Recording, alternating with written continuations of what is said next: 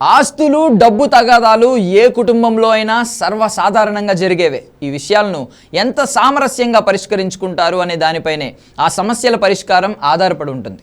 ఆవేశాలను అదుపు చేసుకుని ఆలోచనతో సమస్యలను పరిష్కరించుకోవాల్సి ఉంటుంది.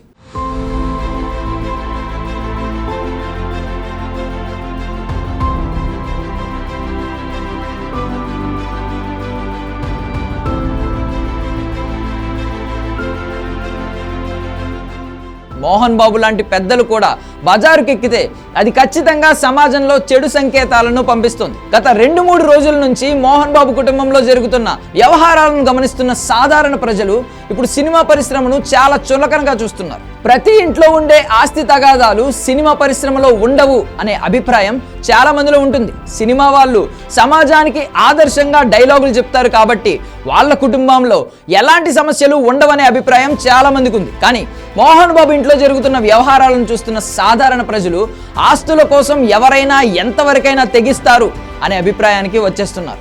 సినిమా వాళ్ళు సినిమాల్లో డైలాగులు చెప్పడం మాత్రమే అని నిజ జీవితంలో వాటిని అనుసరించే అవకాశమే లేదనే అభిప్రాయం సాధారణ ప్రజల్లో నెలకొంది. మోహన్ బాబు మంగళవారం సాయంత్రం మీడియాపై వేసిన చిందులు చూసిన చాలా మంది అసలు ఆయన మోహన్ బాబేనా అంటూ షాక్ అవుతున్నారు. ఇక సినిమాలో హీరోలుగా చేసిన 2 కొడుకులను చూసి ప్రజలు షాక్ అవుతున్నారు. సమాజంలో జరిగే ఎన్నో అంశాలపై మంచు మనోజ్ అప్పుడప్పుడు రియాక్ట్ అవుతూ ఉంటారు. ఇప్పుడు అతను కూడా రోడ్డు మీదకి రావడం చూసి అతనిపై పాజిటివ్ అభిప్రాయం కలిగిన వారు కూడా తీసి పడేస్తున్నారు.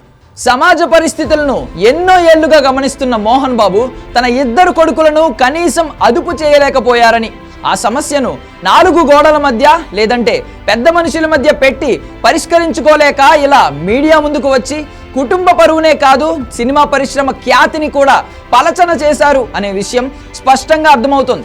మోహన్ బాబు తాను విడుదల చేసిన ఆడియోలో మీడియా ప్రతినిధులపై నెపాన్ని నెట్టే ప్రయత్నం చేశారు. మీడియా కావాలనే తమ కుటుంబ సమస్యను పెద్దగా చేసి చూపిస్తుందంటూ మాట్లాడారు. తన కొడుకు నుంచి రక్షణ కల్పించాలని మోహన్ బాబు పోలీసులను ఆశ్రయించారు. చివరికి మీడియా తప్పుగా రాస్తుందంటూ ఫైర్ అయ్యారు. తన కొడుకు తనపై దాడి చేశారని చెప్పింది కూడా మోహన్ బాబే. చివరకు తన కొడుకు తనపై దాడి చేయలేదు అంటూ విడుదల చేసిన ఆడియోలో చెప్పడం చూసి మీడియా కూడా షాక్ అయింది. ఏది ఎలా ఉన్నా మోహన్ బాబు కుటుంబం కారణంగా ఇప్పుడు సినిమా పరువు మొత్తం పోయిందని, ఇతర భాషల్లో కూడా తెలుగు సినిమా చులకన అయిందంటూ పలువురు తమ అభిప్రాయాలను సోషల్ మీడియా ప్లాట్ఫామ్స్లో వ్యక్తం చేస్తున్నారు.